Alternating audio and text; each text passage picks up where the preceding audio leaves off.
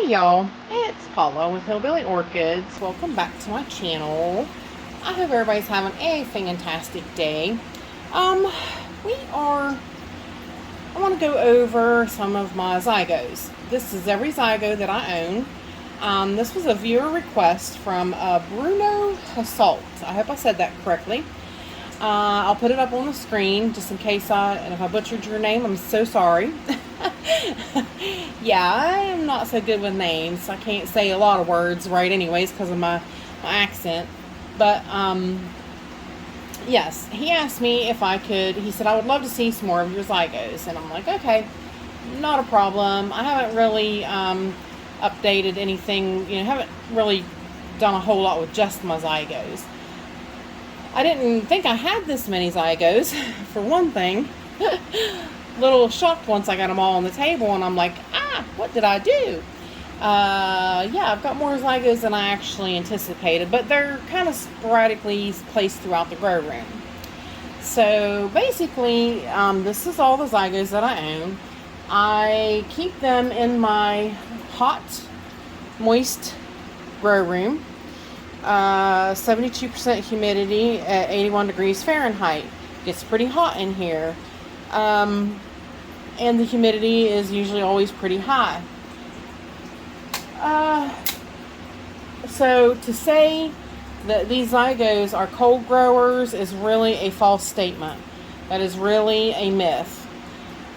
Most Zygos they just need moisture around the roots. They need their roots to stay moist so that their roots can stay kind of on the cool side. That is like the big key thing with these guys. So, like I said, I hear they're growing in this space. I don't grow them in the kitchen with my Miltoniopsis. Now, my Miltoniopsis, if I brought them back here, would melt. I've had Miltoniopsis back here, and within 1 week, they are dead and gone. So, no, these guys are nothing like that. Nothing at all like that. It is so many myths about growing Zygos. So, but let's go over them one by one a little bit. I hope this is what Bruno wanted. Was going to talk about each one a little bit. These newer ones here, I'll talk to you about them really, really quickly. I haven't had them that long. These were just new recent purchases from Yoshi at the Orchids by the Lake. But this is Zygopetalum, I guess, dragon kitten purr. This plant was it was a nice plant. If you watched the repotting, I did a repotting on it. And as you can see, the roots are growing phenomenally. She did really well with repot and not skipping a beat. Can't really see roots. There's a few right there. Yep, a few right there by which I probably should move. Shouldn't. I don't want to, you don't want to mess with the roots as little as possible. Yeah, so right there is a few, but yeah, really not skipping a beat. Like I said, you can see on the top, you can definitely see roots. So she's doing quite well. So let me put this one out of the way and we'll talk about this one. That one's growing really nicely too, really. And I'll put pictures of them up on the screens. That one's a picture Michael McCarthy gave me. These guys are still seedlings, so they haven't grown enough to bloom for me yet. They're not big enough, not old enough. Now this one is the Zygonesia. I will butcher that name, so I'm not even going to say it. Rockerbreen, I don't know. Seafoam. It too had really great roots. And you can still see some green ones in the media. These guys are, and actually that one was too, the kitten purr. They're in coconut husk fibers, treated coconut husk fibers, charcoal, and perlite, all from the Orchid Supply Store medias. But basically, it's doing really well too. This new growth has grown. That was the newest growth on it, and that was why I decided to go ahead and uppot it because it had a new growth. That way, if the old roots died, then you're not stuck without a rootless orchid. That's where I think people make most of their mistakes in repotting these guys because they don't have a new growth. If you do not repot these guys when they have a new growth, you really risk them dumping their roots and dying. Getting them to put out new growth and new roots after something like that is kind of hard. They don't like to do it very much. Sometimes you can't bring them back. So, hang on, let me put these guys back. And we'll go on to the next one. Alright, this beauty here, this one is a very nice, it's one of my favorite ones, really. I really can't wait for this one to bloom. Cheyenne Marie Green Gecko. She's very beautiful. She's a yellowish type. She's done very well for me, of course, as you can see, all the roots. Which kind of surprises me that this growth accordion leafed. When she was making this growth, I mean, because she's had these bulbs and this growth over here, so this one just recently came up. She's had plenty of roots. So I don't know really what happened as to why these got stuck so badly. These really accordioned themselves, and I'm afraid to mess with them too much. But yeah, they really did get accordion, and I don't know why. As you can see, this plant does not lack in the root department, not at all. She's been a phenomenal rooter, grower, just a really good overall plant. And as you can see, she's in the same mix: coconut husk treated, perlite, and charcoal, all Orchid Store Supply media. So on to the next one.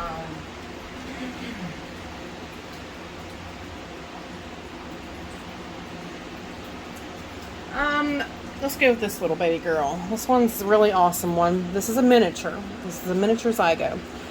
This is actually Zygopetalum microphyllum. Now, when she came, she was in bloom, so I do have pictures of her in bloom. As you can see, she's definitely rooting quite well. I recently up-potted her because I noticed this growth growing from underneath.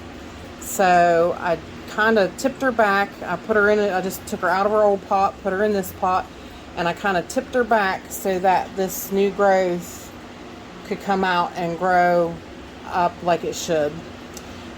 This one's been a little, she hasn't bloomed for me since I got her, which was,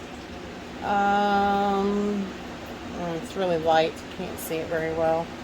That was when I just up-potted her, it was 7/8 of 22. So I can't really see, I can't make out the date that's on her when I originally got her. But yeah, I haven't had her very long, but as you can see, this new growth's coming up and this new growth's coming up. I think we've had her about a year. I think, is that right, Michael? Me and Michael McCarthy got one the same time, and sadly his didn't make it. I was really stumped and shocked that his didn't make it. But I told him, I said, if mine ever gets going pretty decently, then I will definitely give him a division of it. But she's done really quite well. But she's a very cute, small. Her blooms are as tiny as my thumb. I actually have pictures against my thumbnail and the size of what her blooms are. Very cute little plant. I'm really pleased that she is actually taken off for me and recouping and recovering. So just wish once again she would bloom for me, but I got a couple new growths coming, so fingers crossed. All right, this bleepity bleep bleep bleep bleep bleep bleep, this tall sprig thing that aggravates me is enough to make a preacher cuss and all that bad stuff. This is Zygopetalum macae. This plant, I do not know what its deal is. If you look, its roots are completely throughout this cup. I keep it in moss, which I totally hate doing. I'm totally not a moss person. But this plant, I had to lower it in this pot because she decided to grow roots up high. So I had to lower her and put her in a deeper pot in the hopes that she would form a bulb, and she's still not forming a bulb. So I don't know. Michael gifted me that. I don't know if I have the date on there that he did. 12. No, that's probably when I potted it. 12, 14, 21, maybe. Yeah. He said if I should go ahead and keep it in sphagnum moss because he said it's only a one sprig plant. So if I try to coconut husk pot her, I could just wind up losing her completely, which at this point, what difference does that make? She's not doing anything, just growing taller and just being a one little sprig plant. As you can see, her roots come out here off of the top, and yeah, just, I don't know. She really makes me say bad cuss words under my breath. I wish she would do better. She just is a really frustrating plant. She's really got me at my wit's end. So, and like I said, for me to fight and fuss with moss tells you that I really want her to survive and do good. So, on to the next. Have to clear off the table so we can get to the bigger back ones. This one here, this one's another one. Me and Michael McCarthy got the same plant. Now his has bloomed. I will ask him. I'm sure he's told me I can use his pictures. It's not a problem. But I'll put up a picture of his plant. Mine recently got up potted, but this is Zygopetalum Synosure Dove of Peace. I didn't date the pot. Bad old me. She really took to being up potted. I had her in a small, I think she was in a 3-inch pot, so I up potted her to this 4-inch pot. And I mean, you can see she happily accepted that, and I think really needed it for quite some time. So she's done quite well. Roots at the bottom. Oops, yeah, if I could show you. Roots already made it to the bottom of the pot, so she's happy. She's now solely 100% happy. I shouldn't pick at these bracts. I really shouldn't do that. Sometimes you have to watch because they got new growths around them and you wind up popping off a new growth. But this is her newest growth right here, looking really good. She's done quite well. I keep her over there on the opposite side of the grow room, close to the window, so she gets some natural light, but she also gets the Barina grow light. But yeah, I look for better things out of her. Her up pot was recent, so yeah, I really look for this to kind of give her a new lease on life, so to speak, and hopefully she'll take right off, and we'll get to see some blooms out of her soon. She's also potted in the same. She's in the treated coconut husk fibers and the charcoal and the perlite from the Orchid supply store.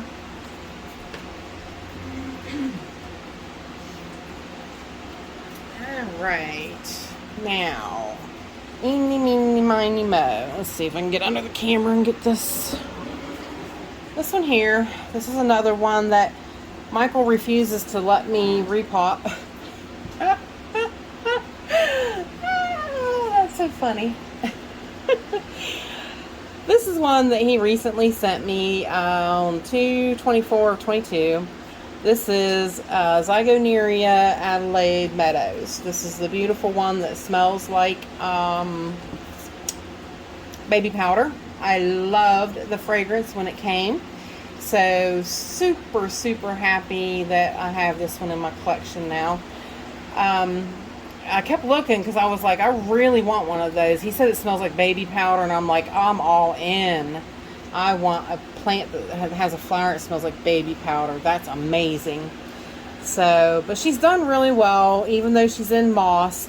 See how I just hate how that looks ugly. And he picks on me about that. And I'm like, well, I don't like it to look that ugly. I don't. It looks black. It looks nasty to me, and I don't really like it. If you pull it up, of course, it looks better underneath, but I don't really like it. What is that noise? Basically, though, she's doing really well. We've got a new growth here and a new growth there. And I found that new growth by peeling back a dead sheath. So, like I said, you got to be careful. And a nice, really nice big growth right here.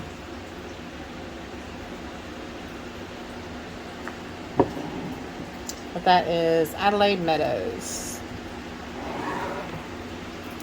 Now, for the big guy over here.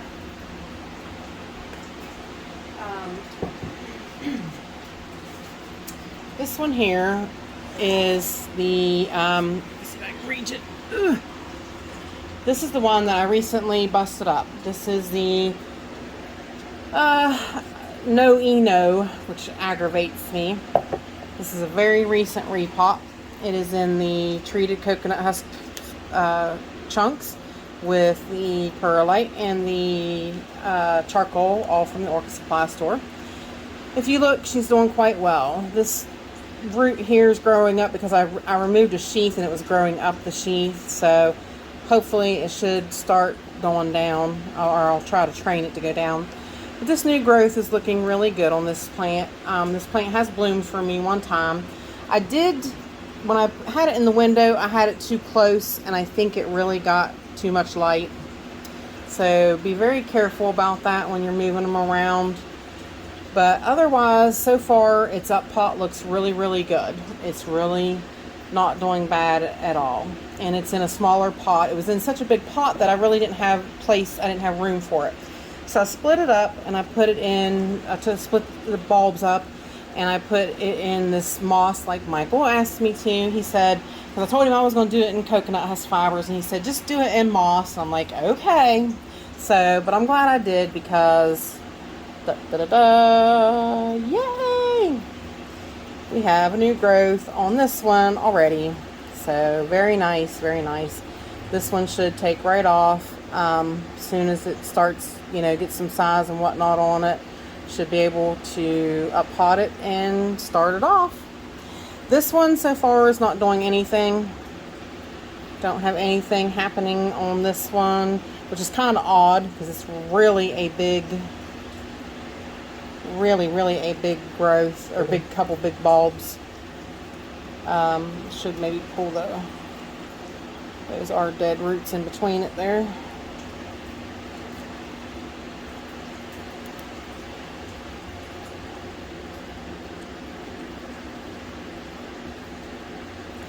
So hopefully maybe soon she'll be having something transpire on her. And I'll have another one coming along then.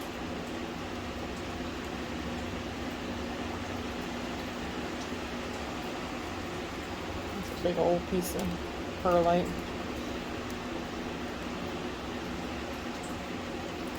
But yeah, basically, that's it, you guys. This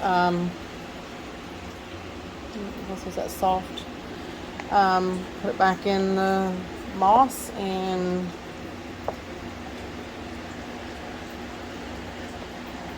just been keeping the moss moist and hoping for the best, and we got a growth already on one of them. So, but basically that's it, y'all. That's my update on all my Zygopetalums, and I hope that helped, Bruno. I hope that's what you wanted to see. And if you have any questions or anything, please put them down in the comments. And yeah, I appreciate y'all stopping by and hanging out with me. And bye for now, y'all. Till we meet again.